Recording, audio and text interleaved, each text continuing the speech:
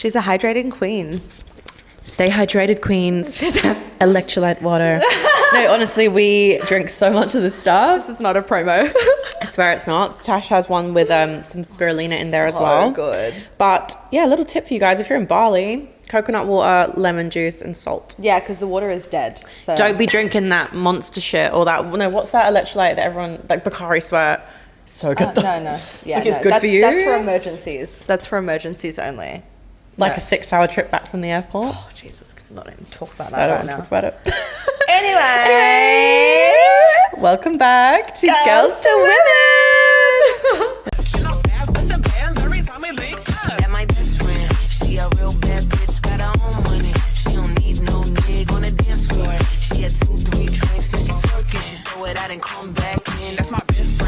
We missed you. Yeah, girls, honestly, we miss you. We miss you when you press that like and subscribe, you know what I'm saying? No, I'm saying. Let's go. Juicy top today. Juicy top? Juicy topic. I like that. Juicy top. Juicy top. It sounds like a little frozen yogurt topping. Juicy top are you getting? Don't talk about Froyo. Spy, love you. That Froyo we had the other day was so nasty. Yuck. But anyway, yuck. Every time we talk about relationships, so it just gets a little bit heated. So we're trying to condense this into we just breathed in at the same time. You and I were like, oh my God. It's a lot. It's a loaded topic. What's today's one? So signs that you're ready to break up, end the relationship, essentially. Yeah. Like these are just like, okay, if you're going through some tumultuous things in your relationship, it's very like up and down, and you're just like, I need a sign. Am I ready? Should I break up with this man? This is your sign. This is your sign. Imagine that. Break up with him. Break up with your boyfriend. Oh, yeah. Yeah. Wait, break up with your girlfriend. Because I'm bored. You can hit it in the morning. Like I'm yours. This is a karaoke. Yes. Women. All right, sorry, girls. I guess why we're kind of skirting around the topic is because one of us is currently going through a breakup. Hi. My name's Cassie and I'm a child of divorce. Wait, it doesn't even make sense. And I am a child of divorce. I'm a child of many divorces. That's so good. We should do like a whole trauma episode. Hi, my name is Tash and I have trauma. I have trauma. Oh, I am trauma. No, it's like currently going through it. Yeah, and the reason we thought we'd do this video is because there could be signs that could literally be like a bus hitting you in the face and you still decide to ignore all the signs. Multiple times, all the red flags, every sign, even if it's like right there in front of you. And you just pulsating in neon lights. It's like break up, and you're like, oh, maybe it'll get better. It's hard though. Like, I'll be real with you. Like, it's hard when you love someone and you want it to work. Like, that is all you want. Correct. Like, all anyone wants really in a relationship is to be loved and to feel love. But when that love turns to toxicity or roommateship, I use that word a lot because love is not meant to be roommateship. This is true. And not only that, I feel like you need more than love to sustain a relationship. Absolutely. But we're not 20 anymore. Like, fair enough, when you're younger, just having love's probably enough. Yeah. But when you're talking about the father of your children, having a family, getting married, this person being like your forever person. Yeah. You have to accept everything about them and everything that's happened in your relationship. And especially coming from experience, like if you've built your relationship on like rocky road, so to speak, and from the start there's been like inconsistent foundation, how could you grow something stable from that? Exactly. Especially when you hold like resentment for the other person and stuff that you can't really like get past. So there are definitely things that you can look out for that will be like signs. So that's probably it. And like, look, we're not saying like you can never be with that person again, but like even if you need time or whatever, like you just need to recognize that you can't be with that person. Yeah, a lot of the time though, returning to an ex doesn't really work. Yeah. Because again, there's usually like hidden resentment and like you should have grown from being in that person. A lot of the time two people don't grow at the same pace or turn into the same person. So yeah, there are instances where it works, but that's true. Like if you're not growing at the same speed as someone, or you're not even in the same walk of life or on the same path together, then you're not two people in a partnership. You're two people that are like battling against each other. Yeah. And it's war. Well, right. It's war. Instead of you being on the same team, you're battling each other. It makes no sense, right? It really doesn't. Like one of the guys I used to listen to all the time, Sadhguru, said like every person, every relationship has an expiration date. So like milk, like food, it expires and we throw it out. We can recognize the signs. But what happens when we're in a relationship with a person and all of a sudden everything's going sour and the relationship is curdling? Why do we find it so hard to acknowledge that the expiration date is done and to move on? There's such a multitude of reasons why people do that, but I think like the main thing is moving out of your comfort zone. Yeah. Like that person is comfortable for you, that the things you have, it's convenient. It's right? convenient. It's what you know. It's nice. It's company. It's safe.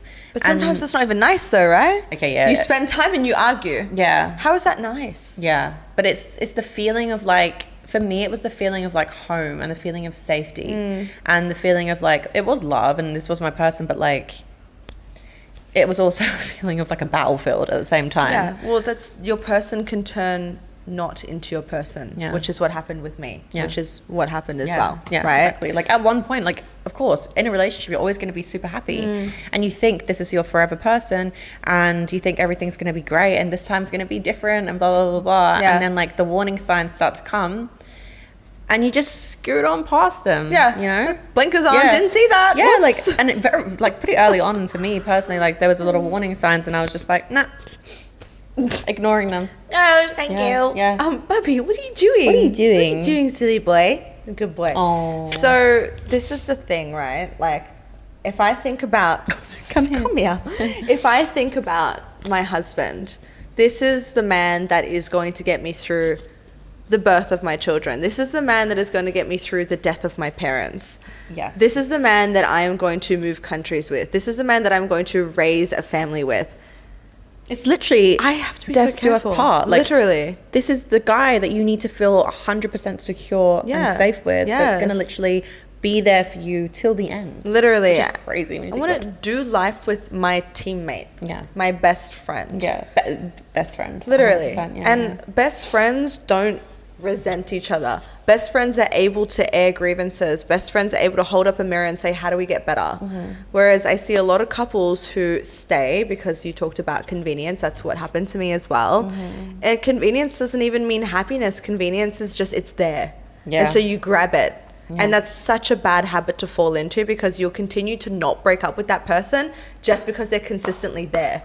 Yeah, because as well, you've like formed like a trauma bond. Correct. And also like an unhealthy attachment. Yeah. Like I know for a big chunk of my relationship, like we had unhealthy attachments to each other. And it was because, look, it was always coming from a place of care, but also a place of like insecurity, worry, you know, just always wanting to like control what the other person was doing, because we had like a lot of like childhood trauma. The way we began was a little bit like not good, so like there was trust issues from the get-go. And so like, again, having that kind of rocky foundation, it's just you become like unhealthily attached to like, where is that person, what are they doing? Spending all the time with each other because you don't want to like go with other people because you're scared that they're going to hurt you. Exactly. That's all just like trauma bonding. It's not actually nice. It's just something that's like become an attachment style. So like you don't know how to physically live without that person, but when you are living with them, you feel a bit stuck and you feel a bit like you're not even living. It's weird. That's right. Yeah, 100%. And like I always am under the opinion of, when you go home to your person, you want it to feel like a place of peace, not a place of war. And if your home is a battlefield, like you've either chosen the wrong partner or you've chosen the right partner, and you've both just ignored each other to the point where you've become the wrong people for each other. Because we learned that in Kabbalah, is that you can be a soulmate with someone, which I believe that Adrian and I were in my past relationship, and then we weren't soulmates anymore. And that's what happens, because we both stopped putting in the work with each other. This is very similar of my situation. I do believe at one point we were as well. And had we decided to do the internal work a bit sooner, we probably would have worked, but we didn't. And then that's something that you've built resentment by that point. And so moving past that, the only way that you're ever going to forgive them or ever let go of that resentment is to leave and to break up. Correct, because you can love someone but not want to be with them as well, and that's exactly what my breakup was like with my ex. It was such a beautiful way to break up. See, I feel like your situation was a lot more like just like beautiful and like adult and you actually did close the door. Yes, that's why we never had any contact afterwards. I've had zero contact with my ex-fiance, which is crazy when you think about it. An ex-fiance, yeah, that takes a lot of strength, from both parties. So that's what I close it properly, an amicable breakup, and a nice one.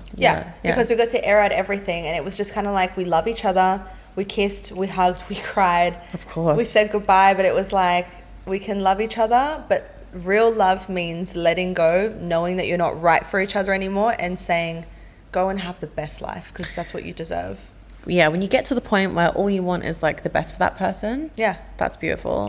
And just even like, I think there's a lot of like, what's the word, retrospective, like when you do break up with someone, like even, you know, I'm very freshly out of a breakup, but I'm already starting to feel lighter, to feel I don't know, I'm starting to like acknowledge that like I did a lot of wrong, and I kind of like feel like I want to definitely work on myself, but I also feel like I want to forgive a lot of what he did to me as well. That's good.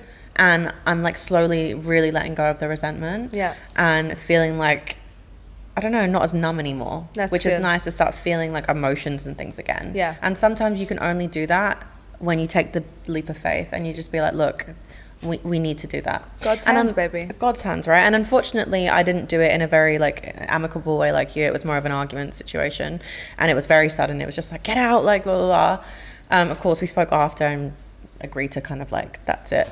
But man, it takes a lot of strength. It actually does, because what it is, it's a moment of passion, right? Yes. But sometimes you just can't hold it in. So look, my breakup wasn't like that. It was, I couldn't keep it in like you. I called him, and we weren't living together at this point because we were on a break. We needed space. So we were apart, and there was something in me, like the spirit, God was just like, you need to do this now. I called him, and then I couldn't help it. I blurted out the words, and I FaceTimed him because I at least wanted to see his face. Wait, you did it on FaceTime? Yeah, I FaceTimed him, and I said, I'm breaking up with you. I can't do this anymore. And he was like, what the fuck? He was so angry. And I said, I'm coming to see you tomorrow. We're going to talk about this. Damn. But I had to do it. I had to do it on that day. I had to, because there was a part of me that was like, if you don't do it now, you're never going to do it. Yeah. And that scared me more than doing it. Yeah, it's a now or never situation. So I did it, and then he didn't want to see me in person. I said, no, I know you're going to hate me, please. Yep, you're going to hate it, but please.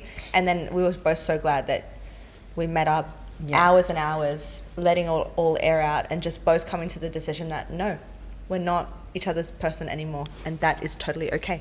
Yeah. It is totally okay to let people go, right? Relationships, you can have a 5-minute, a 5-week, a 5-year, a 50-year, but you have an expiration date. Some of us are lucky to find the longest expiration date the first go. Or that, or like your expiration date is the day you both die. That's what I mean, right? So that's what I mean. Then you found your life partner straight away, but a lot of us are stuck in expiration dates where they should have only been 5 months or 5 years. Yeah, exactly. And you see it all the time. The way I see it too, though, is like people always come into your life for a reason. Absolutely. And the reason can be a really beautiful thing, whether that's, you know, they've shown you something that you didn't know, you've grown as a person, or your own trauma. So what we learn as well is you'll call in a lot of the same relationships that you had in childhood to redo, either re-experience the pain or redo it. But you need to become conscious of that, so then you can create the pattern that you want. Yeah, because also, like, I've noticed myself that I always call in the same type of person.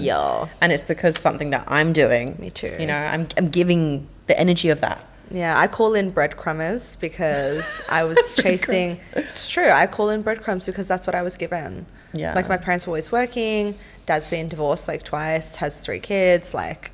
didn't really know how to like emotionally be there for me. Mum was literally always working because she was the breadwinner, and so it was just me, myself, and I didn't have siblings. I was always chasing their love, chasing validation, and so for me, love became I still cry at this because I cried about this yesterday, but like I chase love because I need to feel validated that people actually love me. I'm gonna cry. I know, because of just like, well, love has to be earned. Love has to be earned. Like, you have to chase it. You have to prove that you're worthy of being loved. Right? I know that's hitting for you as well. We're both gonna cry. And that's why you end up staying in relationships with wrong people, because then you realize, oh my goodness, did I actually love this person, or was I chasing validation to prove that I actually truly love myself or don't love myself?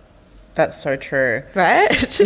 And even like, yeah, growing up, like I always had like anxiety because of what was going on. I didn't understand, like when my parents were arguing, I didn't know what was going on, and I just felt like very left out in the dark. So like now I'm always like anxiously attached to people because I just think they're gonna like leave, like my dad did, right? And so like that's always something I self-sabotage, and I like purposely will do things to like make the relationship end. Yeah. And I'll always leave before they get a chance to leave me. That's exactly. Yeah. And it's just something that we definitely need to work on. But the amazing thing is we've become so aware of it now, which is a blessing. A lot of people don't become aware of these things. And so for you, one of the first signs that you need to look out for is a sign of yourself. Do you truly love yourself? Yes. What patterns are you playing right now? Because even the guy that I'm seeing, he plays your pattern. Yes. He has a very similar childhood to you. Yeah. And when he gets too close, or he's like, I really like this person, and being vulnerable and intimate, it's like, let me run away and let me hurt them or be detached, so then I don't have to come across, and then I can close off, and then she can't hurt me, and then I'll be cool. It's like, what are you doing? Yeah. And then there's me who is chasing the love. Yeah, so it kind of like, it gives you something to chase. Exactly. Whereas if you were calling in someone who doesn't require you to chase them, it would be like, oh, completely different. Yeah. But also, I just need to stop chasing. Yeah. You don't need to earn love. It's not a prize to earn. You have love readily available. I have love readily available. You have love readily available.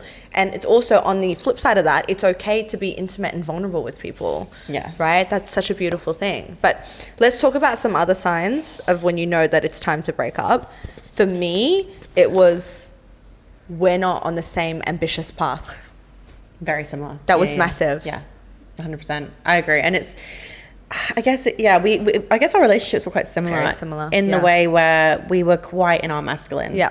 And I think that, just coming to that realization that we're no longer wanting the same for each other, and like just having a conversation of like, well, you know, why are you trying to achieve all this? Like, do you want me to be the provider and everything? And then I kind of felt like, should I continue to try and like strive to earn more money? I don't want to make him feel small. You were being boxed in though with your ambition because he didn't share the same level of ambition that you had. Yeah, well, no, he did, but like it just wasn't going the way he wanted it to. I disagree with that.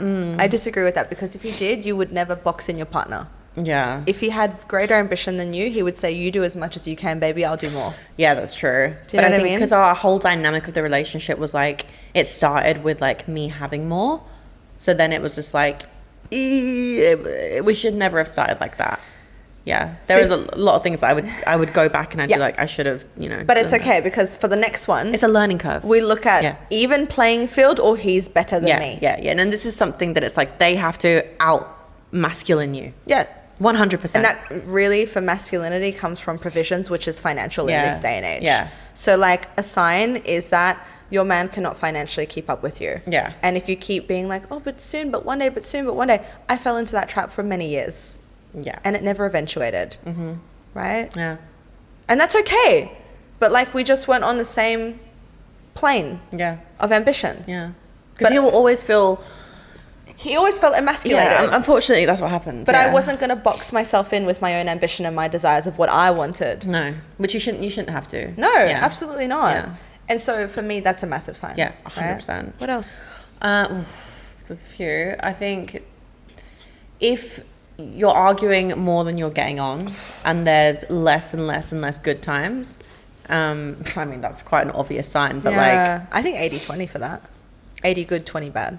Yeah, but if it's 80 bad, 20 good. No. That's a massive sign. Yeah, exactly. If it feels more like a battlefield than a playground, you're done. 100%. You're just done. Because like, that, I don't know, it just becomes like, it's tit for tat almost. Yeah, literally you feel like you're competing almost. Yes. Yeah, and it's just like, one thing that was pretty prevalent in my relationship was like, I don't know, it was like, well, you did that. There was a lot of hypocrisy. There was resentment and hypocrisy, and also just not forgetting and not forgiving. So it was just like, one person would do one thing and it was like, well, you did that. And then it's like, oh yeah, true, I did do that. And then it's like, but you did that.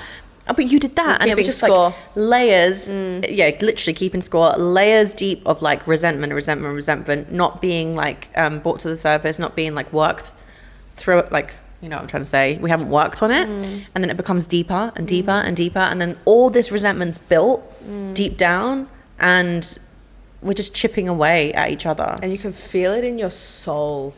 Now, you know, when the worst feeling is when you're supposed to be with your person and you feel lonely and you feel uneasy around them. That's another sign. That's if the you're biggest sign. starting to feel lonely, yet you're with someone, like... What are you doing? What are you doing? Be alone. Yeah.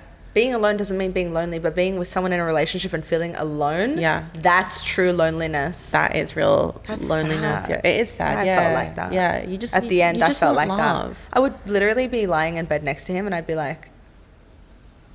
Yeah. I don't feel...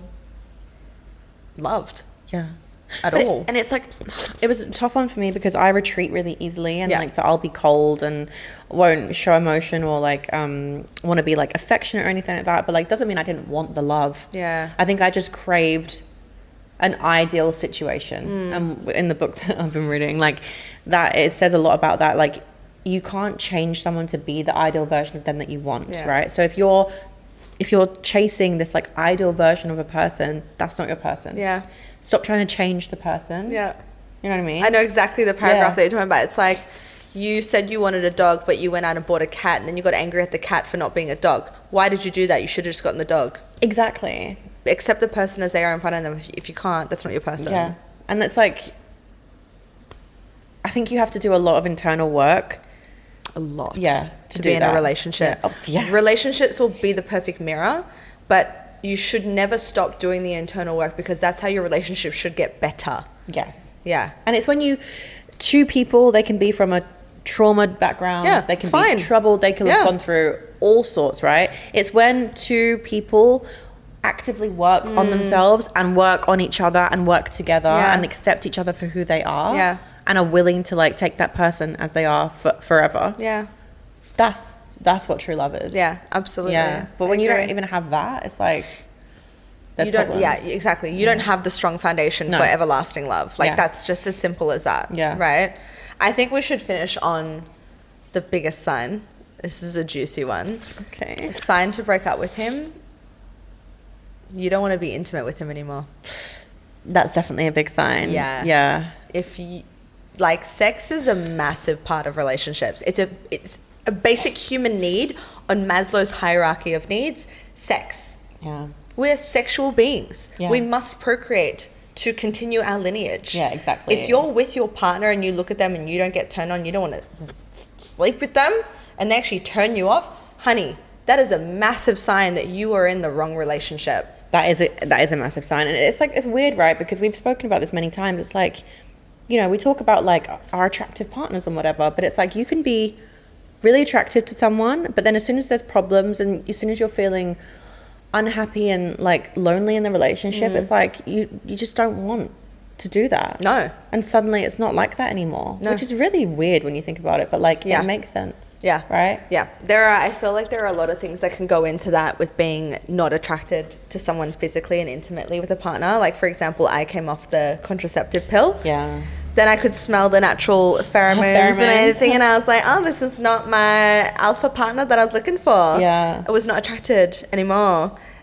So that's a really big one for me. Like, I have to be intimately attracted to the guy that I'm with. Otherwise, it's never going to work. 100%. Because I'm not going to want to procreate with them. Exactly. Which means it's a dead-end relationship. That's the whole point, is to like have a family. And literally, you know, it's a dead-end relationship. 100%. Because then you're just like friends who... Roommateship. Who argue. Roommateship. Like, you're not even getting... not even like, literally. You're not even getting the... This is another thing. Annoying. You're not even getting the perks of the relationship. Because like, it's not like you have this like crazy love and then you argue, but then you have great makeup sex and then everything's great and you just like, the good times are really, really good. That's toxic.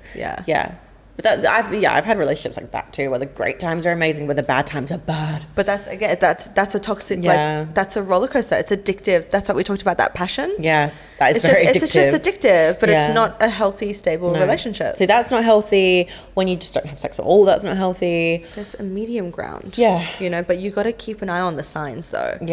And the pros need to outweigh the cons. All the time. If that's one thing that we've done, and I have done that in the past, and Winnie talked about it today. Literally sit down with a piece of paper and write out the pros and the cons of being with that person. Especially if you keep going back to them. In black and white, in front of your face. If there are more cons than pros, in the bin. That's your answer. A la poubelle. Literally, that's your answer. A la poubelle. Yeah. That's it. But just like, keep it out for the signs. Like these are just a few signs. There are so many. And remember that, like, okay, yeah, like when you break up with someone, I'm not gonna lie, like it's been very hard for me. But do you want to be feeling lonely in that relationship for the next 10 years? And then you feel lonely, you've got a family potentially, you feel lonely with your kids, with your family, you're arguing. That's what your kids are going to see as they're being raised. More trauma cycles. Yeah. Or do you want to just have a period of time where you're going to work on yourself, you're going to better yourself, and then you're going to actually call in the right person and then to be happier? Like, what do you want to do? For the next 50, Forever. 60 years of your life. Yeah, because you're healed, so you're going to call in the right person. That's exciting. Yeah, I'm excited about yeah. It should be exciting. I love that. Yeah. Oh, girls, if you like this episode, make sure that you like and subscribe. And please comment below as well. Are you thinking about breaking up with someone, and what are the signs? And do you need some advice on that? Because we will be happy to answer. Use your girl hotline, you know what I'm saying? You know what I'm saying? All right, well, bye.